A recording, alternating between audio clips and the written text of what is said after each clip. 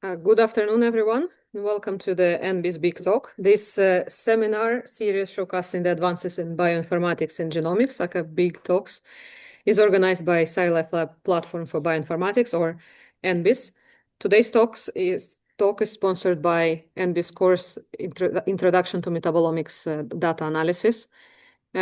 Please note this talk will be recorded and the video will be available afterwards on the NBIS YouTube channel. It is my pleasure to introduce our Big Talk speaker for today. Dr. Gabi Kastenmüller is an expert in the analysis, integration, and interpretation of metabolomics data, and is heading a research group on systems metabolomics at Helmholtz Centrum, Munich. She has background in chemistry and computer science and moved into bioinformatics for her PhD, which she received from the Technische Universität München in 2009. During her postdoctoral training and the 4-month stay as a visiting scientist at Metabolon in USA, she found her passion in metabolomics and was involved in the analysis of one of the first mass spectrometry-based metabolomics studies at large scale in 2 population-based cohorts. Inspired by the substantial metabolomics individuality uncovered in these studies, she started her own lab in 2011 with the goal to understand the role of metabolism and metabolic individuality in development, treatment, and prevention of complex human diseases, including the Alzheimer's disease. Thereby, her team is particularly interested in a detailed systems-level understanding of which factors, such as genotype, lifestyle, and microbiome composition, shape and influence one's personal metabolome and its changes over time. To this end, her group experienced in computational biology collaborates with epidemiologists, clinicians, nutrition, and sports scientists. Leveraging the integrating large-scale omics data with these collaborations enabled characterization of human metabolic individuality in many cohorts and conditions, including individuality in the response of physiological stimuli such as exercise or intake of specific food. Without further ado, please join me in welcoming Dr. Gabi Kastenmüller. Floor is yours. Thank you very much for the kind introduction and for having me. So my goal for today is to tell you some, not random, but some stories metabolomics can tell or metabolomics told us over the years. So I hope I collected the right things. It's always hard to remove stories. So let me start, if it would move, sorry. I hope that. With a typical story that many people like to ask to metabolomics, which is very often in connection with disease. Now, but let's think about metabolites as words in a chemical language of biological systems more generally.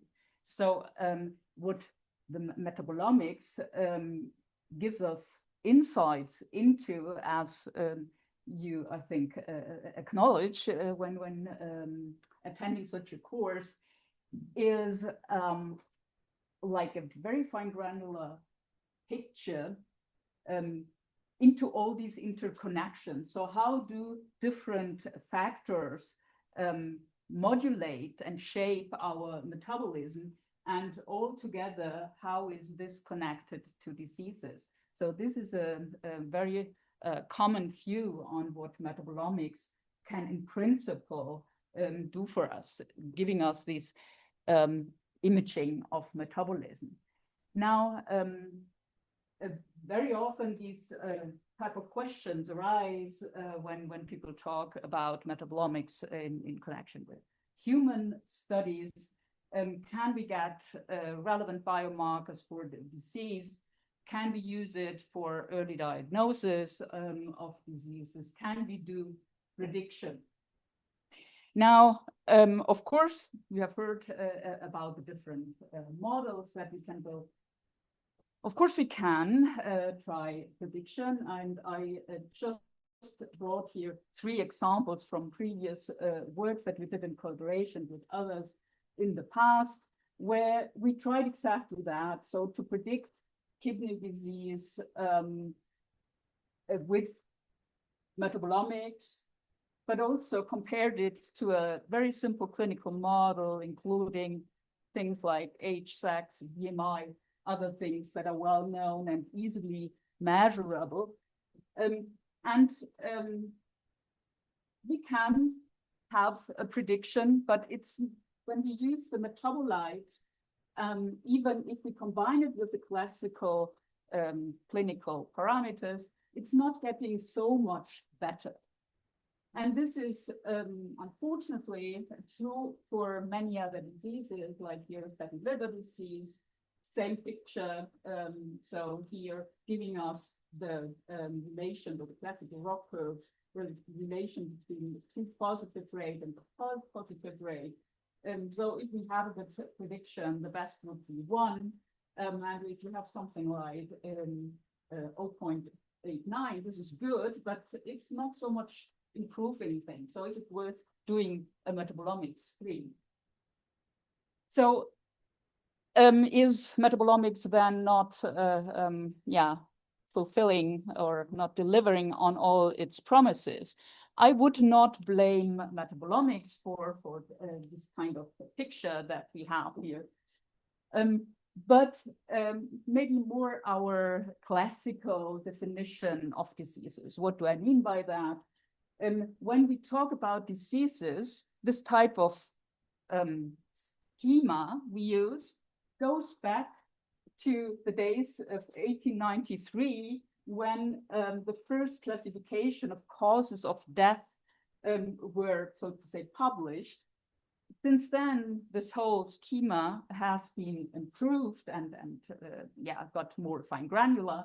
But in principle, it's the same idea of going organ-specific and symptom-based to come up with a classification of disease and to define a disease.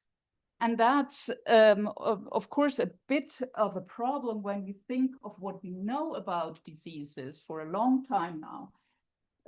One problem is that we have a lot of heterogeneity in these diseases. So meaning that the same disease can be caused by different mechanisms.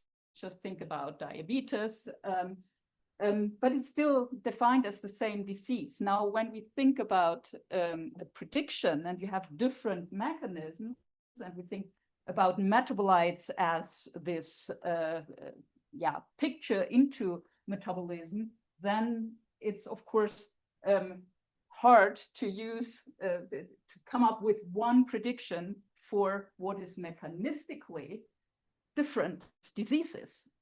So this is the problem of heterogeneity. And the other problem, so to say, is that there is what we call multimorbidity, that people do not just have one disease, but while aging, getting more of these classically defined diseases. But within the person, this may be just the same disease, the same mechanism that is worsening. So meaning that with different diseases just mean that the same mechanism is coming up with more different symptoms that then define other diseases. Again, when you think about using metabolomics for predicting, this makes things harder. Of course, current medicine also uses this principle for treatment with drugs and surgery. So we have that situation that often, while ignoring what we know already, we come up with treatment too late, and not everyone will respond to the same treatment, thinking about this complexity. Now, and this is where I would say metabolomics can help us, hopefully. So let's dive into it a bit more, and let me give you more examples where I think the stories that metabolomics can tell us can help in this regard. Now, so let's redefine the research question that got mentioned. So what we actually can metabolomics use for is an even deeper question. So can we quantify this overlap of diseases? We won't get rid of the disease names, right? Can we quantify this overlap in terms of metabolic dysfunction that we see in those? Can we also use it to quantify or get more insight into heterogeneity that we see within a disease population, a patient population? And can we get some idea about actual mechanisms that we, at the end, can treat maybe even earlier using metabolomics? Now that, yeah, to go towards quantification of this overlap, earlier study, yeah, sorry about it, this is always overlaying here, is that better? So it's a while ago already, we did a study in collaboration with Claudia Langenberg's group and Mike Pietzner in Cambridge and Berlin. And the idea was there to use a big cohort, the epignophil cohort, and do simple association analysis, regression, simple linear model, univariate, each metabolite, and a disease, and not a disease that is prevalent, so at the moment of metabolomics measurement, but that is incident, so coming up in the future. And here this cohort is really a treasure, because there we had metabolomics measurements from untargeted metabolomics from the Metabolon platform for around 12,000 people, and for whom, at baseline, for whom we then had 20 years follow-up in terms of their diseases they developed.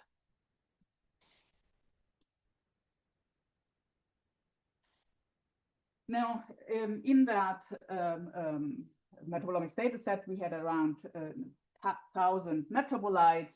We looked into 27 different incident diseases. And we also looked into the association of each metabolite with 50 different classical risk factors or clinical factors that are usually, non-invasive things you get when you go to the doctor.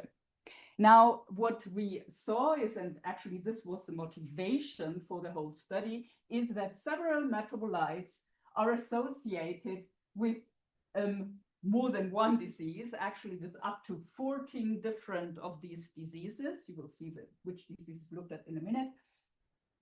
So we have metabolites that we see over and over again. And that was the motivation when you are coming from metabolomics and working with collaborators in different medical disciplines. You see that. You see that the same things come in kidney disease, as in type 2 diabetes, as in cardiovascular, as in some cancers. So, but from the disciplines, these will be always separate papers, as if they wouldn't have to do anything with each other, right? But here we saw this picture that we at that point already expected, but here we could quantify it a bit more. So we have more than half of the metabolites had some association here with at least one of the diseases, but we have metabolites all over the place, and we have more specific metabolites going up or down specifically in this disease according to this data set. If you could have an even greater data set, then this might be different again. Now, what did we find? Some distinct association, just to give you some concrete examples. Here, the gamma-glutamylglycine was here only associated with one disease. We also had this some metabolites where the same metabolite level was kind of associated, but in different directions. What is more of a common theme, so to say, is that we saw a lot of shared associations in these univariate analysis. Now, looking at it from the for all the different 27 diseases that we looked at. We are here just taking out lipids that were measured. So the majority of the metabolome panel are indeed different types of lipids. But the same picture is true for the other type of metabolite classes as well. So when we think about all the signals, so all the metabolites that were found associated, for example, with incidence, so later type 2 diabetes, that would be that section here. And all the orange part is the denoting the proportion of metabolites that were here significant with incident type 2 diabetes that are at the same time also significantly different in any of these other diseases. So I think you can appreciate that there is a lot of overlap. And now, why is that? So analysis where we were interested, sorry, I want to go back to this, where we were interested now in which type of factors are contributing to the level and the variation among the population of these levels in the cohort, right? So if I have one metabolite and I know these 50 factors, risk factors, at the time of metabolomics measurement, can we get an idea what makes the levels, what defines the levels of these metabolites? So who has a high, who is low? Has this something to do with this risk factor? And here we basically simply brought in all the 50 different risk factors and tried in one model and tried to explain the variance in this metabolite. And then what you can see in this figure is how much variance could be explained by the different things. And so whenever you see like a lot of long bars here, then this means that we have already clinical factors that explain or have something to do with this metabolite. So those wouldn't help in or add much for clinical prediction, for example, because we have those things usually from the clinic already. But there are some other metabolites that you might see here where you don't have anything in your classical measures that really explains why this is associated with so many of the diseases. So what is covered well, for example, is inflammation, which you have, for example, here, these different values here, the CRP values. So there you have metabolites in that explain the signature.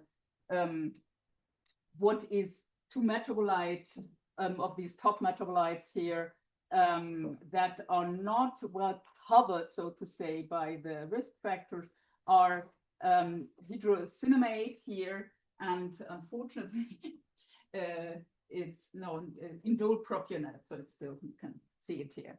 Just keep that in mind for a moment. I will come back to that. Now let's then also, that was now quantifying the overlap. That one story that metabolomics can tell and the metabolites can tell. So it's there, and we can see it and link it back to specific risk factors and metabolic mechanisms going wrong. Now, what about heterogeneity? So the case when we have the same formal disease, but different metabolite signatures. I don't want to go into much detail here in the interest of time, But just want to say that here also, when we are looking into a patient cohort that was collected for analyzing, doing discoveries into Alzheimer's disease, the ADNI cohort, we did association on, again, first step, simple association analysis with the disease phenotypes here, the FDG PET, so the glucose metabolism in brain, an imaging technique. And now look here just for visualization, here split those that have values in this, so higher glucose metabolism and lower glucose metabolism in brain based on this phenotype versus proline levels in blood. And so what we see when we just look into the males, so when we look overall, there is no association with proline, with FDG PET level whatsoever. Then when we split males and females on average, there's a difference in general, but on average, you wouldn't see any significant difference. Then another layer of splitting the persons on known risk factors like sex and the major genetic risk in late onset Alzheimer's disease, the ApoE4 allele. So carriers of this allele in the male, no difference. In the ApoE negative, in female, a trend, but no difference. But there is a significant, so lower statistical power, smaller group, we have a significant association of this Alzheimer's related phenotype and the proline levels going to this specific group, which is, so you can see heterogeneity in other means as well, but in connection to metabolites. So here one would, always overlook this or miss this association when just thinking about, one group, no difference, no heterogeneity. Now I talked longer about this than I wanted. Okay, so that's so far. I just tried to introduce why we can maybe use metabolomics and metabolites to not only do prediction and not thinking about what that means, but really look into it and do an interpretation and being interested in which metabolites, what do they tell us, right? So getting from a symptom-based to a more mechanism-based idea of what is health and what is disease. Now, so this was the first example. Now, what I want to show you are more or less randomly, not randomly, some more examples how we can use metabolomic information in mostly human studies here to, tell us something about mechanisms and other things. So one example that I will talk about first is how can we use genetically influenced metabolic individuality to understand some aspects of disease better, or and later can we use metabolomics to get an idea about lifestyle and treatment effects. So to have covered on the one hand genetic risk, that is something we cannot really change. But here is an area with lifestyle, also treatment, drug treatment, but also lifestyle to prevent or to modulate and do something about health. in that, I said I selected them kind of randomly, but it's not random. So my idea behind selecting these examples were that in this example, what we look at our entire cohorts. In that sense, I do not make then any difference or sub-categorize people into male, female necessarily. So it's we use the whole cohort to learn a principle, a trend. So we go from cohorts using metabolomics then for coming up with additional subtypes that are not that well defined, like female or APE carriers, but more unknown hidden subtypes to identify those. And finally, going on to the individual level, can metabolomics help us to monitor health? What I will try to emphasize throughout the remaining time I have is that usually it's not sufficient to do a statistical test and then report the results and not thinking about it. Bad idea, as we heard. Absolutely. I think that cannot be emphasized enough. So it's always about interpretation and integrating results, and actually not only from the own experiment, but we can also bring in other studies to do that interpretation at some point.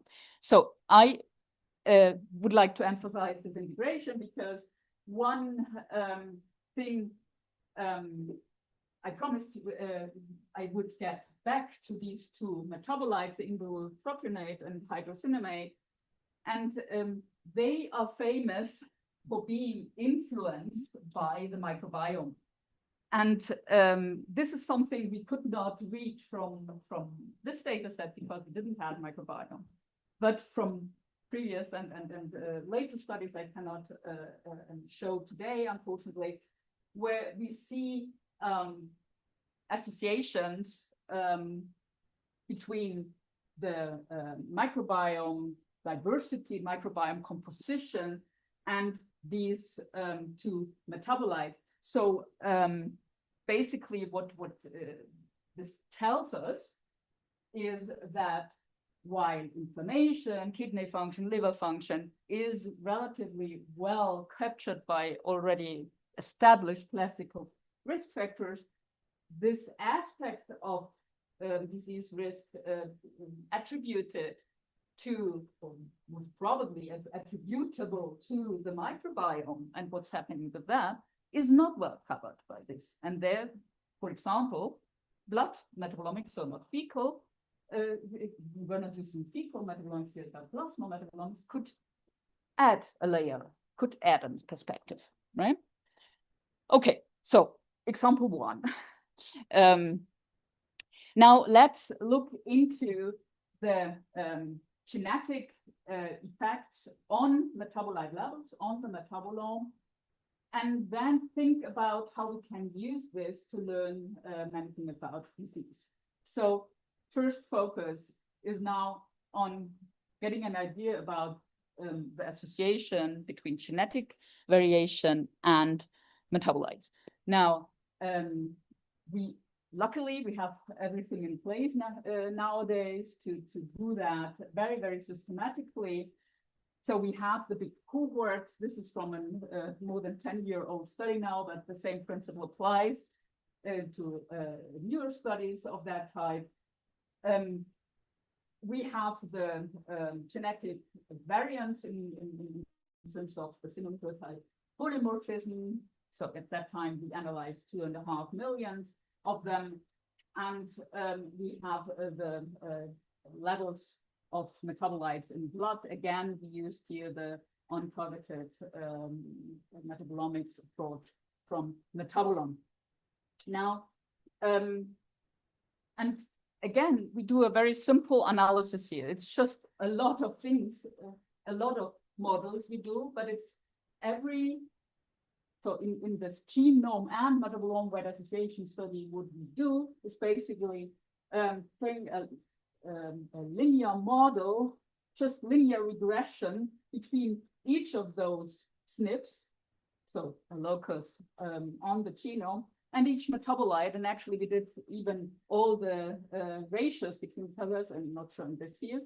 And what we are looking for are these type of trends, right? So there is a significantly different from flat line here, that depending on the genotype, these people have, and specifically this locus in the fatty acid desaturase-1 gene, people have higher or lower levels of arachidonic acid, and actually all lipids containing arachidonic acid if you go through all of the metabolites. And this makes perfectly sense. Why? Because arachidonic acid is a product of a reaction where the fatty acid desaturase-1 is the catalyzing enzyme. And as I said, we did the ratio. When you do the ratio, so all against all, but the most striking result with the p-values you won't believe, was the ratio between the two, the EDAP and the product. Makes a lot of biological sense. The beauty here is we did that very systematically with eyes, in this case, really close against any biology we know already. And what we tease out is biology we know. Very reassuring, right? And that's a common theme in this. This is not just the best example. It's one of the best examples, but it's not just best example. This is actually a very common theme in these metabolomics GWASs, as we know them, MGWASs. So in this particular old study, we identified significant associations for 145 loci, and in 101 of them, we have an idea why we see that. So we tease out actual biology. Now, is that interesting? If I know it already, is that interesting? For what do we need that? We know it from 150 years of biochemistry. It is still interesting because there are big holes in our biochemical knowledge that need to be filled. And what we didn't know before is which of those things we know from biochemistry can we actually see. So for which of all these reactions did nature do the natural experiment of turning it a little bit down, the activity or whatsoever? And yeah, does it end up in our blood metabolome? That's not for sure because of the interwiring in the metabolic network. So let me just give you a flavor of two nice stories we have in the very beginning for this. So here we saw an association between, at that time, an orphan transporter. So the only thing that was known was a transporter, organic acid, with carnitine, the free carnitine. And this was the only association with that locus.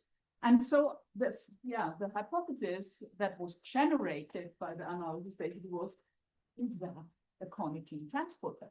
And actually, experimentally, we were able to show that indeed it is a carnitine efflux transporter. So we could clarify the function of this gene. And the other way around with an analysis where we had, like at that time, unknown metabolites, so the structure was not clarified yet, typical in untargeted metabolomics.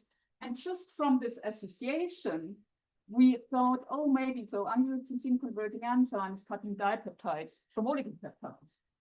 And other dipeptides, we have association with the same locus. So we thought, oh, maybe also those unknown signals that associate significantly with the same locus are dipeptides, and could again show this experimentally.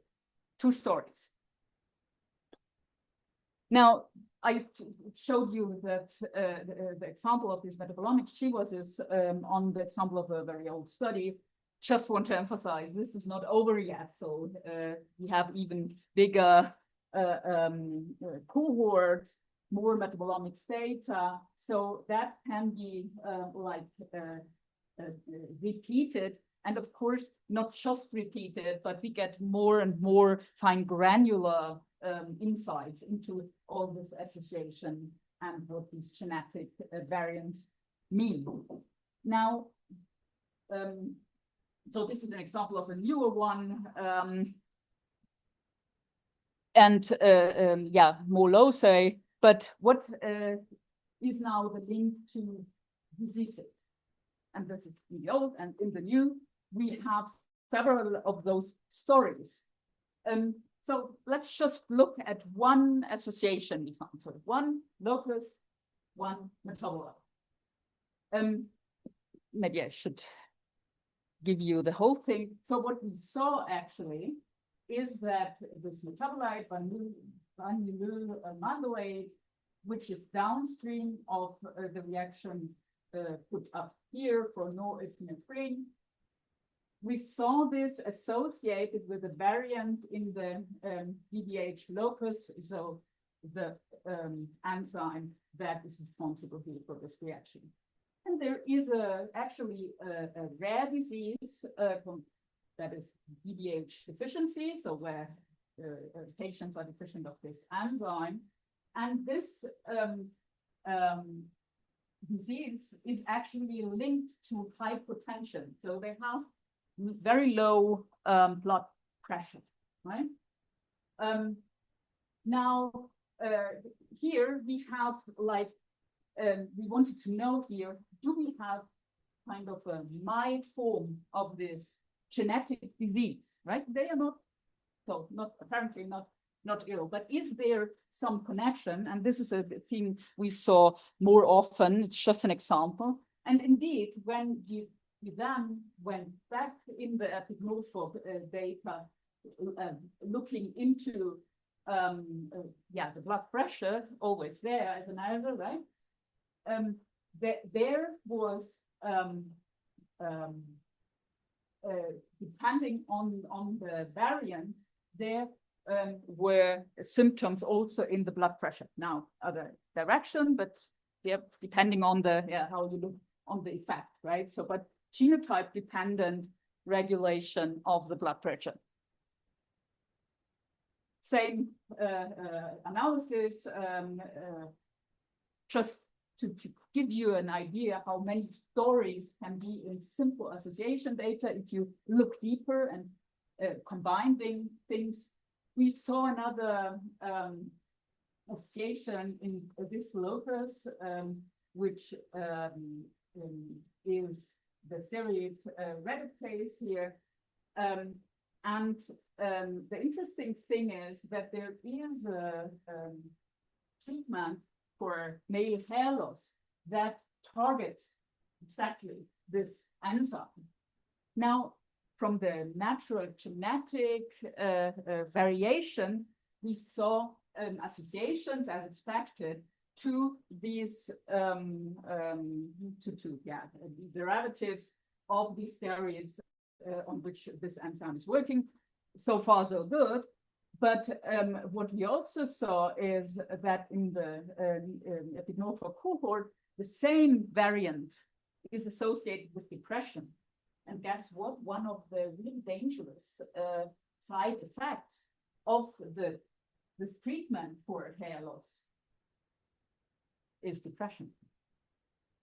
So some people became suicidal. And if you think about people having already very low levels of this, maybe the hair loss is related to something else. You don't want to give them even more, right? And this is a readout you can do in blood. So the medicine is for treating hair loss, and it gives people depression. So that's a side effect of this So drug. is it a good trade-off? I mean, is it worth it? I from our data, that's wrong direction. I would argue, at least not for people who have already a lower level of lower activity, who should be, according to our, so that's nothing I can prove, right? Should be more prone to having this, right?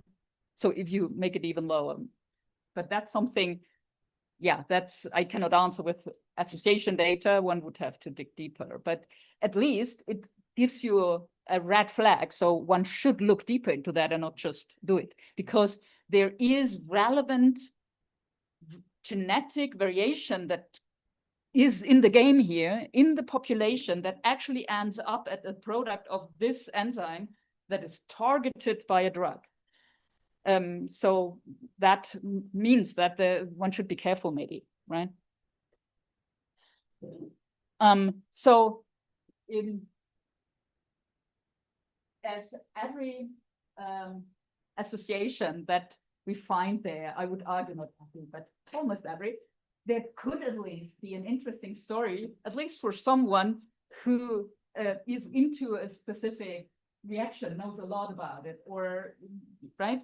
So there are interesting stories in each and every of these associations, and we would like people to access these results, therefore, as easily as possible. And one of the mission, I would say, of my group is to, when we do an analysis like this, which is together with collaborators, of course, this is Claudia Langberg, maybe here, we put that into a server or a resource, an online resource, where also people that are more clinicians, biologists, not willing to dive into any statistics on their own or into even a long list of something they don't understand, we try to provide very easy access to these results, where you can filter, search for a metabolite you're interested in, for a locus, and get an easy overview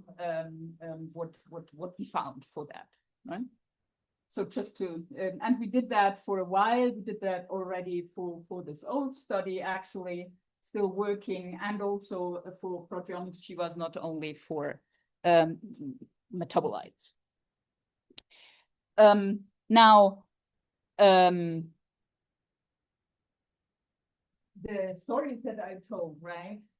That's something with the similar examples where, yeah, the task was to really dig deeper into each one of them. So a lot of manual work. Maybe you can use agentic AI more nowadays, but still it's one by one. So can we do that integration a bit more systematic, so that it's at least easier for someone interested in whistleblowers to see then all the connections?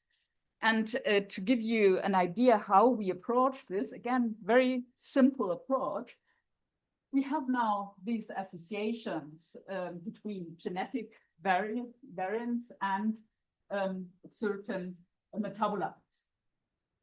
So whenever we have something significant in this G1, let's connect the locus or gene with the metabolite through an edge. So this edge means there is a significant association, one of these.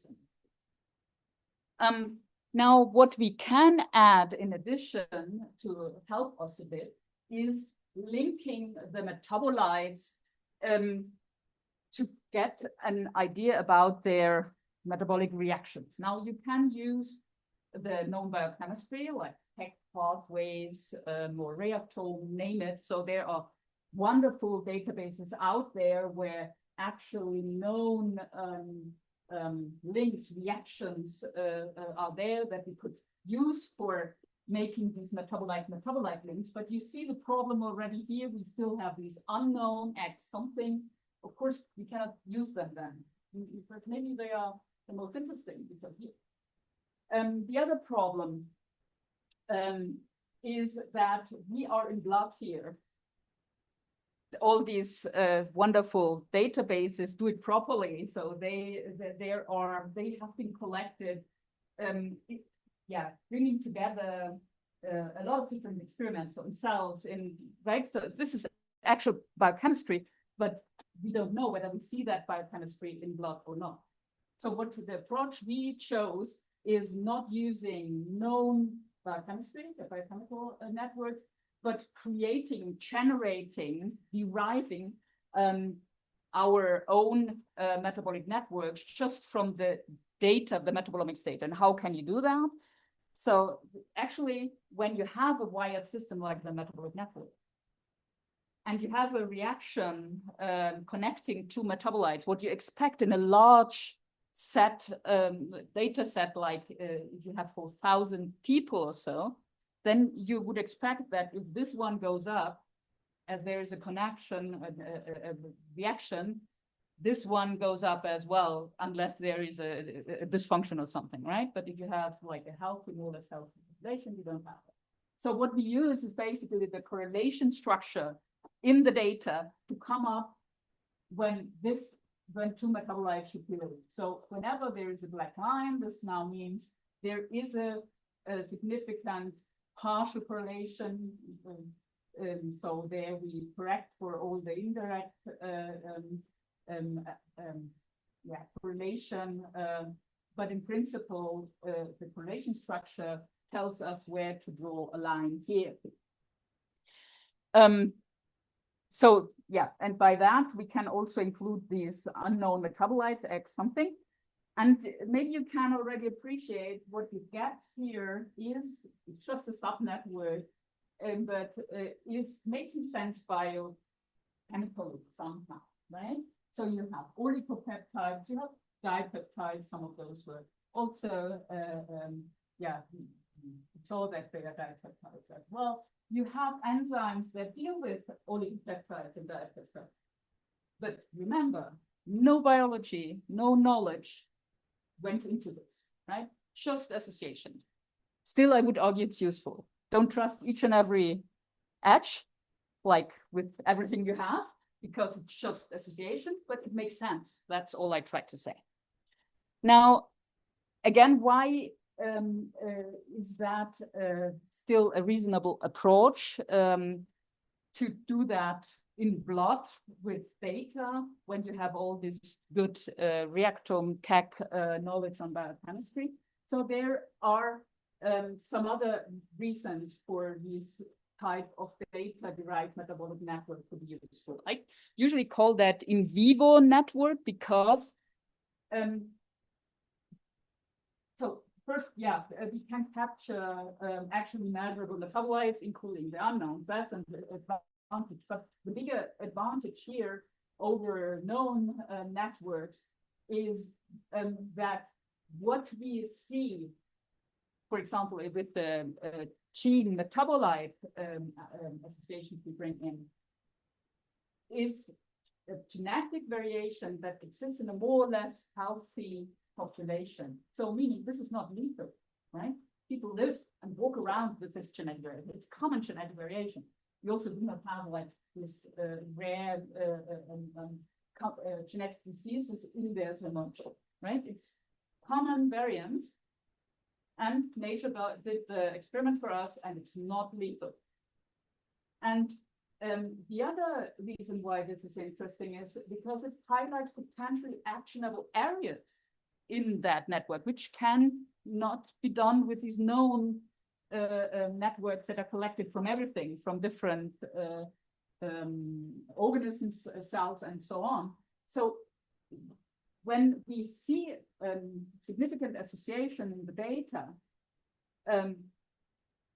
then this means whenever we would be able to really manipulate that enzyme with a drug, for example, specifically, which is basically not easy, but if we manage to do that, then we can also expect that it ends up in a different level of the metabolite we want to target, because nature has done this experiment for us, systemically turning something down by genetic variation, ended up in the metabolite profile by being lower or higher, right? And people don't die necessarily from it.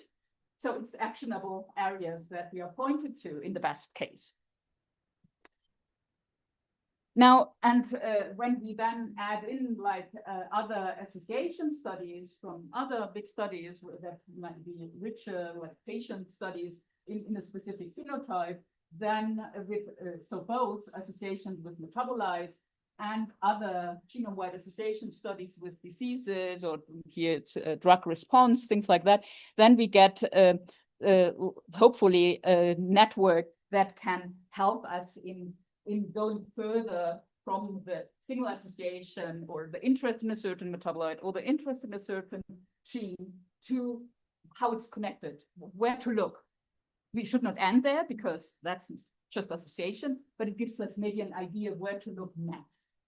And again, we try to bring that out. In this case, we are very much interested, maybe you have guessed already, in Alzheimer's disease metabolic research. So we built that for now for connected the whole network, not only the disease agnostic part, that is more general, but adding like the associations that we put in for diseases, for the metabolites and genes, specifically for Alzheimer's disease. We have built another one for kidney disease recently.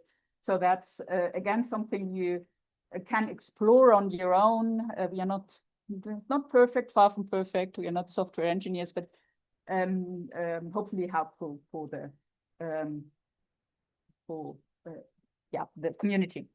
Okay, I'm short in time, so let's see.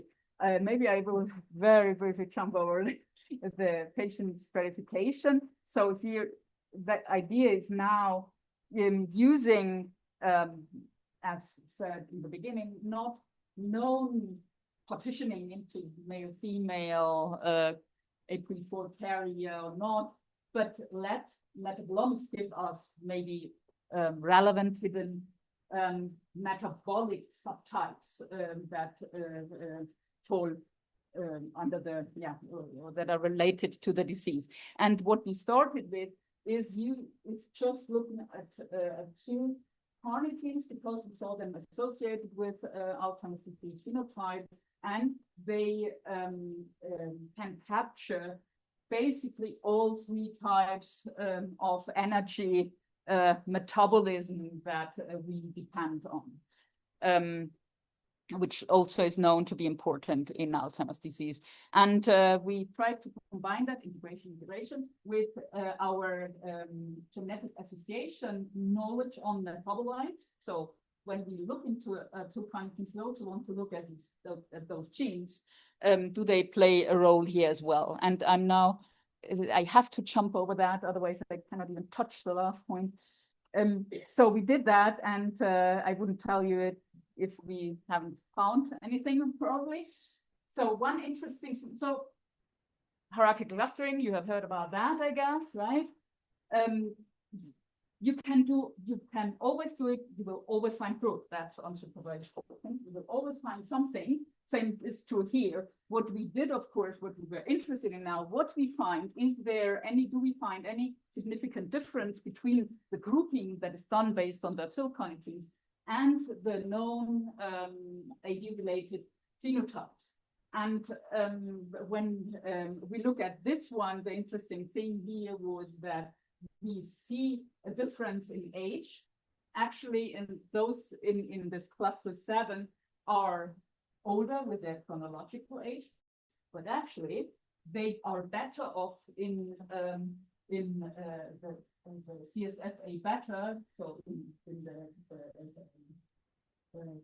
peripheral fluid, it's better to have higher levels of A beta that sometimes we can do. So they are healthier in a sense, in the AD-related cognition sense. That's basically identifying a cluster that seems to be resilient, driven by the carnitine profile. And we also brought in the genetics. I won't have time to go into that now. So it plays a role, not for the same resilience cluster, for another one, saying that if you have a certain genotype, then it makes sense to improve your carnitine profile, which is possible because most part of that carnitine profile is not genetically driven, but driven by the environment, sports, healthy diet, as always, right? And now, as we talk about subtypes, you can turn the idea also around. And in a more recent study, again, I won't go into detail, we basically started from the known subtypes, athletes, so having bodybuilders, endurance athletes, sprinters, with very defined, so elite athletes, very defined metabolisms, so you expect more more lipid oxidation optimized metabolism in endurance athletes, for example. And we wanted to see how this is connected with the metabolism. Do we also see metabolite differences for them? We did actually. So there is a story about complex, the levels of complex lipids that is usually higher in endurance athletes, maybe preparing for the needed lipid oxidation. Interestingly, we found also lower levels of many sulfated steroids in bodybuilders in blood. These are bodybuilders not taking like steroids as supplements, actually natural bodybuilders. Oh, I have a meeting. That's not good. Okay, finally, 1 minute for the longitudinal, for the monitoring idea. So now think about the subtyping or resilience group. Can we use metabolite or absorption profiles over time to get an idea about this bioenergetic age, how we call it, of the people, and basically follow their development and maybe even intervene and see whether it improves with sports, for example. So the idea here is really to rather than saying, oh, you in the distribution over the whole population, you are still fine, to something where you have all your life or different time points, your own distribution, and all of a sudden it goes the other way, and this should be an alarm signal long before it's outside of the population-based mean. So that's the basic idea. Now, can we do this given that so many things influence the metabolome? Things that I ate yesterday, whether I did sports, whether I slept enough. So yeah, age, time of the day. So everything is influencing that. And a while ago, we actually did a study basically proving, to make it short, that despite all these fluctuations over longer periods, but also over the day, we can use metabolite profiles, and we see individual trajectories for that. So how did we prove that? We had 2 different cohort studies where we had data like years apart. In one case, it was always fasting, different platforms. We had so very different setting in the 2. But in both cases, what we found, I won't show that, bring in a new measure for the stability of the metabolite profile. What we showed is that people are highly self-similar the later time point. So if within, it's a small group, so this does not work in like with DNA or so in millions and billions of people. But in this group of 1,400 and 800, it 1 year and 7 years later, the best hit in the profile is the O profile, right? I found that amazing. And if you're not that strict, you can even come up with something that 95% of the people do not in a middle age. So unless they do that intentionally, right? That's different. That's what we want. But those were people that were living their lives. And usually at a certain age, you're not willing to change your lifestyle unless you get a red flag from somewhere. So now, but does that really work in principle, that we can still use that? And in one of the 2 studies, we had data on health outcomes. And there we could show that the measure that we developed that tells us for each person, is the metabolite profile stable or not? When we use that measure, which we called conservation index, not the levels of the metabolites themselves, right? Just for the person, within the person, was it stable or not? Then we see that for those who had a dramatic change, had more change in their metabolite profile over a period of 4 years. When I then look in a follow-up of another about 8 years, I see those that had a change, having higher mortality, all-cause mortality, than others. And we excluded the first 2 years so that we don't just capture already very dysfunctional profile, right? So, or a lot of drug treatment, things like that. We excluded all this. Okay. Now, yeah, that was a bit shorter than I thought, but I still cannot let you go without showing you my most favorite data type. You can guess what it is. Challenge studies. So we did years back in collaboration with people from the Technical University, a study called HUMET study, where we put young healthy people and healthy male through different challenges. So usual things, not usual, but long-term fasting, so a bit more extreme and standardized, but they had to have mixed meal, long-term fasting, and oral glucose tolerance test, so high glucose load, oral lipid tolerance test, and some exercise within 4 days, split into blocks. And for them, we recorded at blood in total 56 time points, different periods here depending on the challenge, metabolites. So that you get for metabolites here, this is glucose, a curve over these 4 days for each of these persons in the HUMET study. And we did not only glucose, but hundreds of metabolites.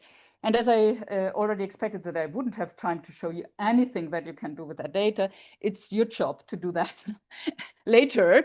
So what you can do there is go and look for your favorite metabolite. I chose a bile acid here because people don't know much about bile acids and their behavior in these challenges, with the exception of the lipid test where you expect it to be high. This is now the average curve of all the 15 people that were in that study.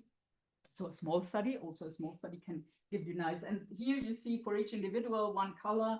It was too quick, but there was this one red guy who had really much more of this reaction in the metabolic response of the deoxycholate. And now with that server, we offer you to just, without thinking about similarity measures or clustering or anything, to go for those metabolites that have a similar curve, a similar response, and dig those out and visualize them. And actually, so back with showing all the metabolites within one plot so that you can compare it. And you see, I didn't speed that up, so it's still slow. So you can see the different metabolites, the 3 different metabolites, and indeed they have some similarity here. The succinylcarnitine is a bit different, but this was actually a bit of a surprise to me. No interpretation now. What you can do with that data, in addition, you can explore with the showcases, and we had some publications already using some aspects of this data. So that's my favorite data. And with that, yeah, I hope that I could tell you some interesting stories that metabolites can tell us. Of course, this type of work is never done in one group or alone, but first of all, I still want to thank my wonderful group and all the alumni. So I showed you like a decade of work, even more. So thank you to these wonderful people. Nothing is possible without them, but also a lot of collaborators that, yeah, like epidemiologists, sports scientists that are needed. And of course, funding at the end. And yeah, you, for example, to listen to me, being hopefully interested in more stories in metabolomics. Thank you.